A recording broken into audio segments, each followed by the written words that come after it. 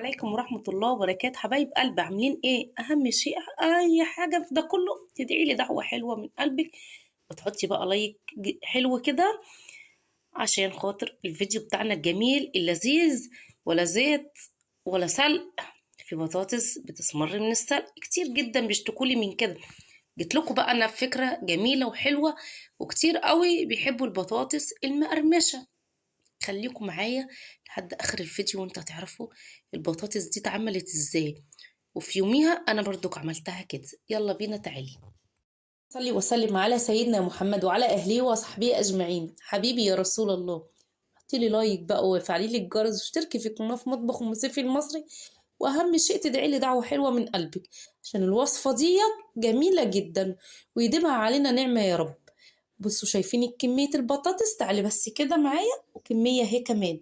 الكمية ديك على حسب راحتك انتي، قلت لكم في اول الفيديو ربنا يديمها علينا نعمة يا رب. طالما ليكي عندك صحة، عندك عافية، انتي تقدري تقفي على رجلك، وكمان تقدري اللي انتي بتراعي بيتك واولادك، يديمها عليكي نعمة يا رب العالمين. عندك كيس رز في البيت، احمدي ربنا. عندك كيس رز، عندك كيس شعرية في البيت، احمدي ربنا. عندك كفة شيء في البيت، احمدي ربنا. ما عندكيش حاجة، برضك تحمدي ربنا على كل حال، عشان دوت هو سبحان الله وتعالى.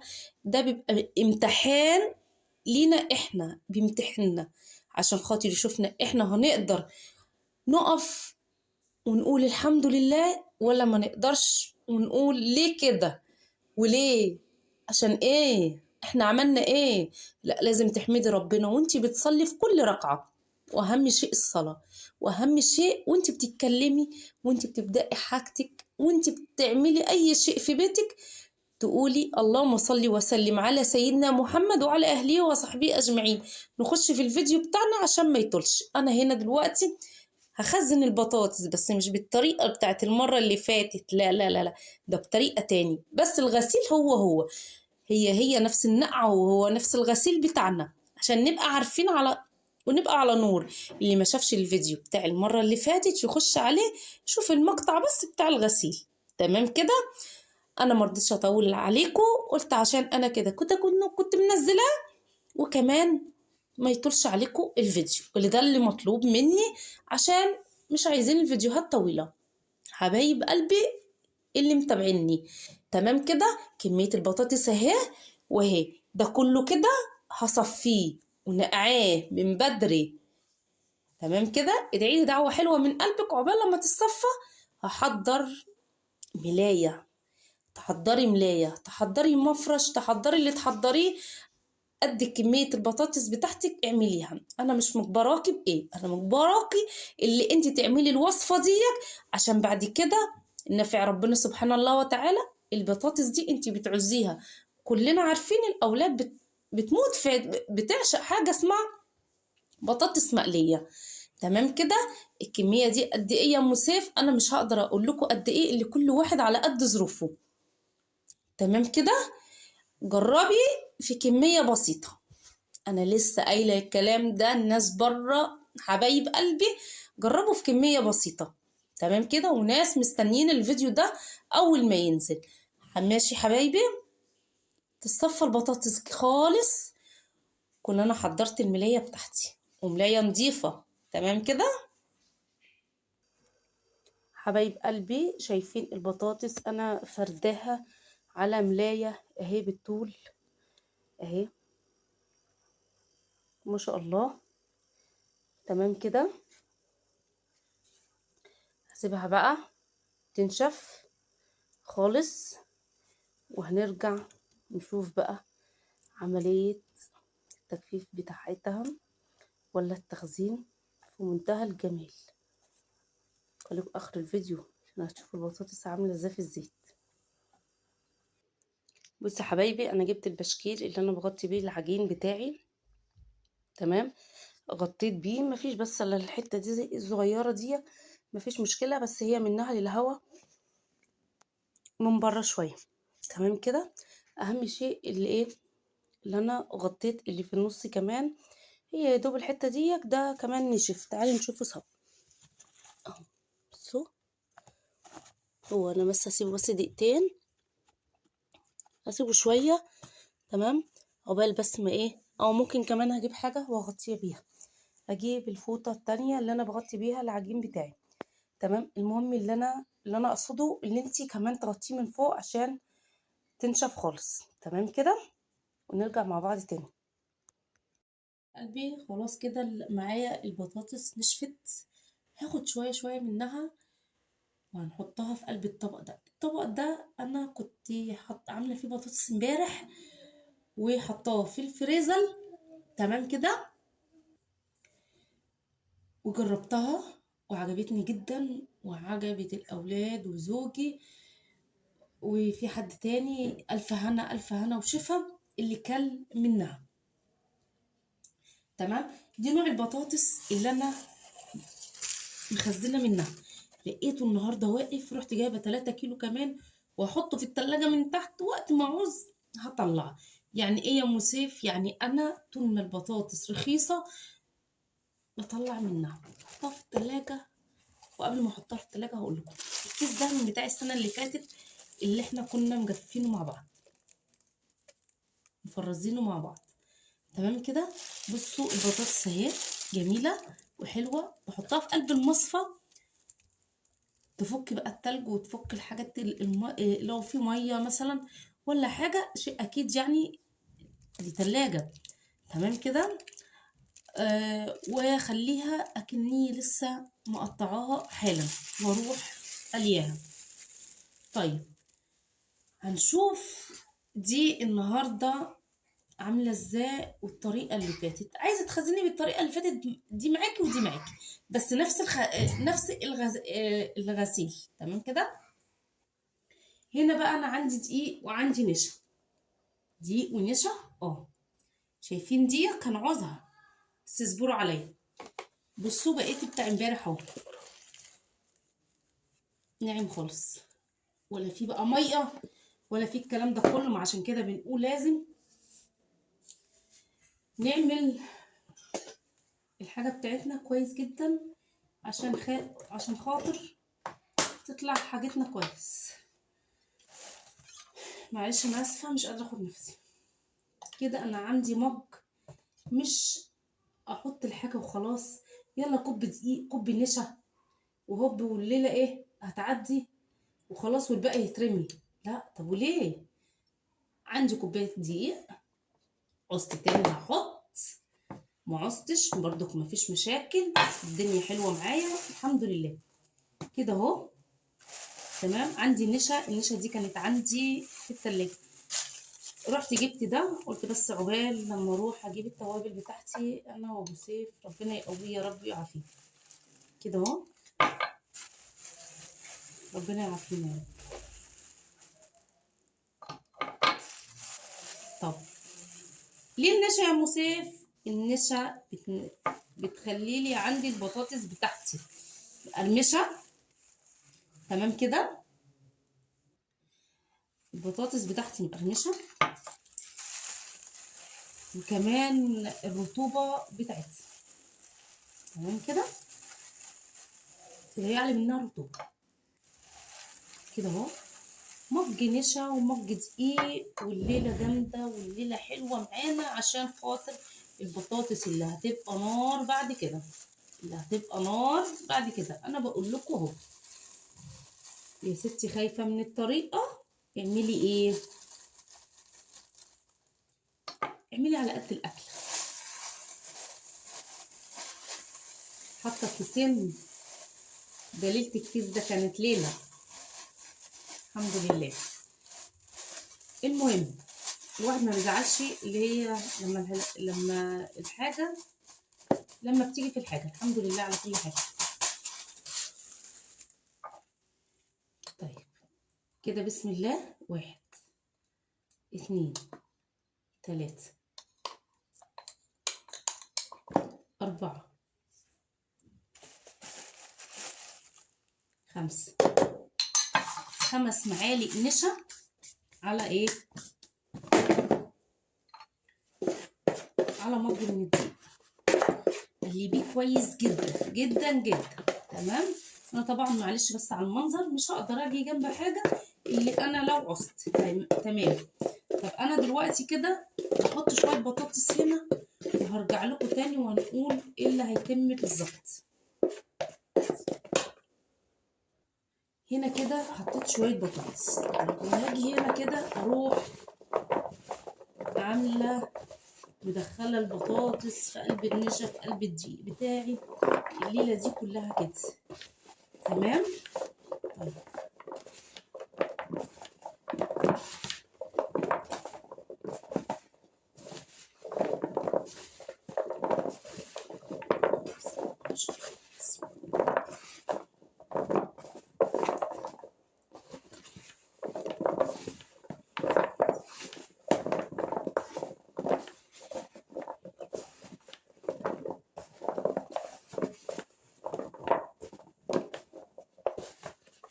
هاجي هنا بقى هاخد البطاطس بتاعتي دي هنا. بسم الله كده اهو.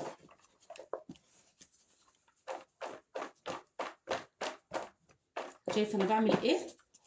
طبعا انا عندي المصفى دي مخرمه من كل النواحي، عندك منخل مفيش مشكله خالص، بس انا قلت طالما ايه المصفى كويسه خلاص هتغنيها كده اهو. شايفين كده؟ هاخد بقى بقيه البطاطس هروح عاملاها كده اهو بالطريقه دي زي ما انتم ما شايفين كده. عوزت دقيق عوزت نشا هحط، مفيش اي مشكله خالص. تمام. حطي بقى الكميه اللي تناسبك على ايه في قلب الكيس. تمام كده. طيب انا هنا اول حاجه الكيس اللي جنبي هناك ده انا كنت حاطه فيه امبارح، وهوريكم منظر الكيس بتاعي عامل ازاي، ولا اكني كان فيه بطاطس. الحمد لله كده اهو. بسم الله بسم الله بسم الله بسم الله بسم الله الرحمن الرحيم. الله اكبر. بصوا اهو، اهي شايفينها عامله ازاي. تمام. هوريكم بس الكيس عشان طب خلاص. طب مصطفى عشان ده امبارح بيقولوا لكم بقى حطوا لايك. شايفين الكيس ولا اكني في حاجه؟ هحط فيه تاني. تمام كده اهو، عشان هحتاج النهارده بطاطس وهم اللي طالبينها من نفسهم، عايزين بطاطس من اللي انت عملتها لنا امبارح. لا اله الا الله. طب ليه طيب كده؟ طب ليه الزعل ده؟ ماشي حاضر عيني، اعمل لكم بطاطس من اللي احنا كنا عاملينها امبارح. حاضر. روح حطينا في الفريزر. استنى اشوف لكم الساعه كام.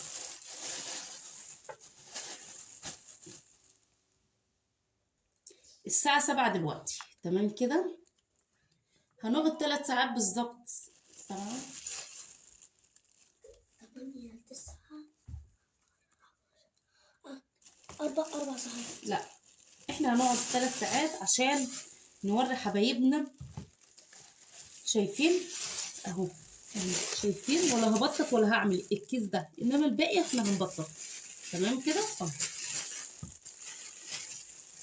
احنا هنزود كمان عشان هم ما شاء الله الله اكبر عليهم يعني، كانوا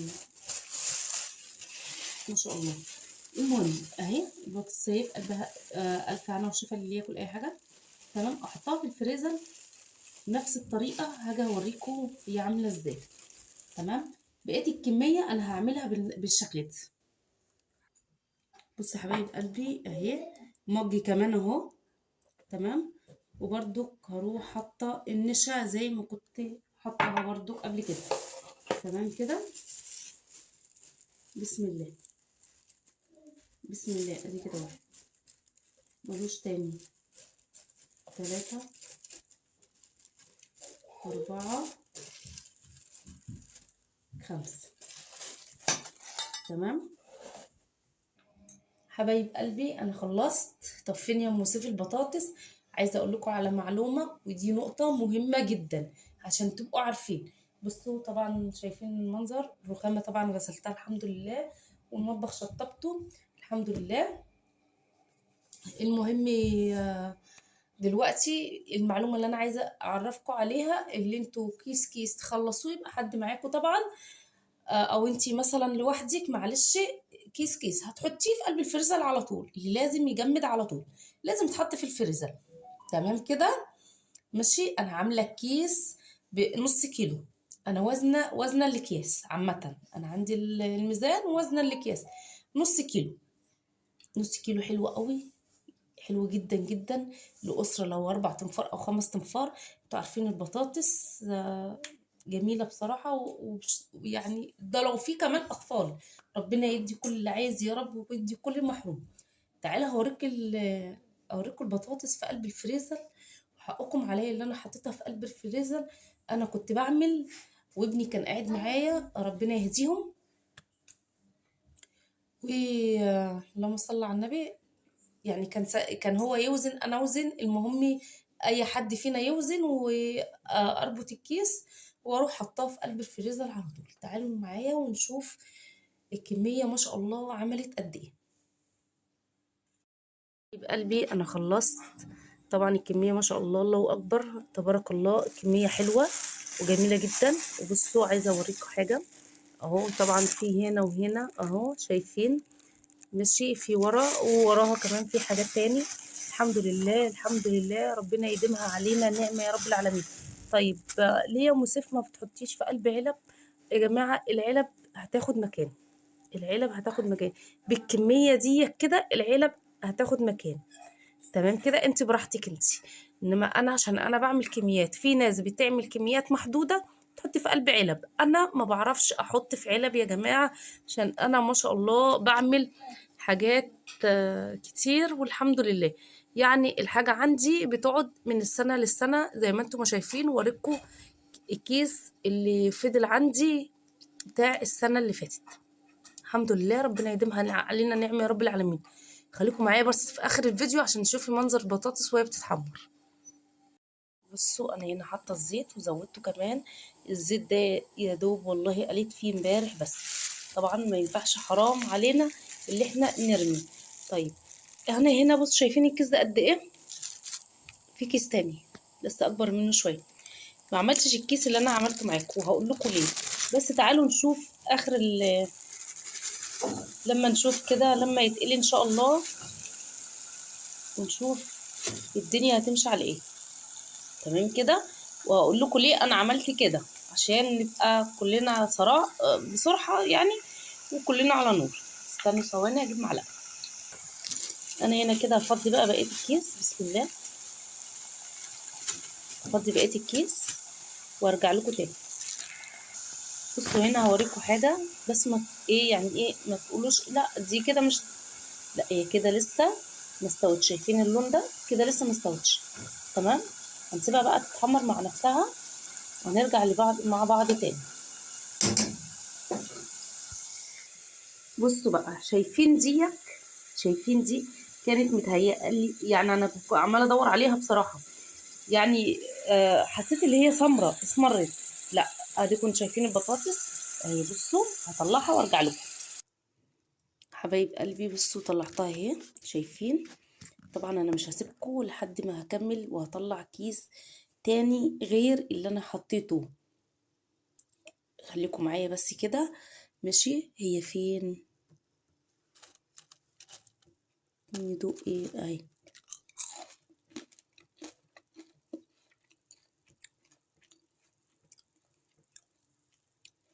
بجد بجد طعمها تحفة، ما بتشربش زيت اهي.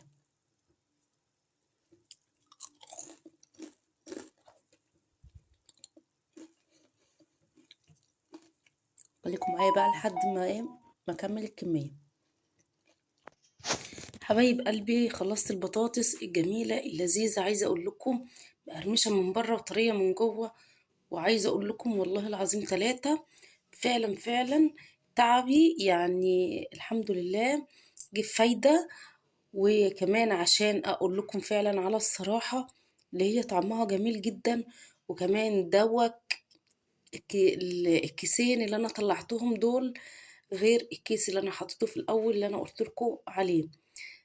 خفت لا اكون مثلا سمرة عشان قعدت شوية محمرة. في بطاطس لما بتيجي تقطعيها أو مثلا والكلام ده كله وتقعديها شوية بتحمر كده شوية، ولا ده كله قدامكوا اهي، زي ما بيقولوا على عينك يا تاجر. اهو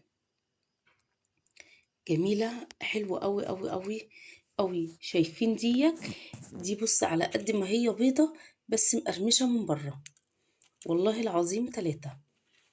حطولي بقى لايك بالله عليكم، وادعوا له دعوة حلوة من قبل أي شيء خالص. لازم تدعوا لي بالله عليكم، ربنا يقوينا جميعا ويصلح لنا الحال، وإن شاء الله بإذن الله ربنا هيرخص لنا الحاجة يا رب العالمين، عشان الناس تعبت بجد. عايزة أقول لكم بقى فعلا لازم تحطي في الفريزر، حتى يا ستي لو تجيبي 3 كيلو ب10 جنيه، أو جيبي بقى زي ما تجيبي براحتك انتي، زي ما تلاقيها. بس يا ريت تجيبي، رمضان بيجي، كل سنة وانتم طيبين. بنحتاج البطاطس دي في السحور، واقسم لكم بالله ولا بتشرب زيت ولا بتنطر زيت بره. مش واحنا بنقلي البطاطس لا طرطش طرطش كده، مفيش الكلام ده خالص، والله العظيم 3. حطيلي اللي بقى لايك وفعلي لي الجرس وشاركي في القناة في مطبخ أم سيف المصري، عشان يوصلك كل جديد ويوصل لحبايبك كل جديد. وتصبحوا على خير، والسلام عليكم ورحمة الله وبركاته.